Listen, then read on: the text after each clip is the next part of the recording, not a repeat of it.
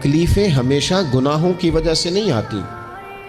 انسان دکھوں میں، مشکلات میں صرف اپنی غلطیوں کی وجہ سے نہیں الجھتا، بلکہ نبی پاک علیہ الصلاۃ والسلام نے فرمایا ہے اللہ تعالیٰ کسی بندے کو کوئی درجہ دینا چاہتا ہے، اس کے اعمال اس طرح کے نہیں ہوتے کہ اسے درجہ دیا جائے، اللہ اسے کسی مشکل میں ڈال کے اس کے درجے کو بلند فرما دے۔ تکلیفیں ہمیشہ گناہوں کی وجہ سے نہیں آتی۔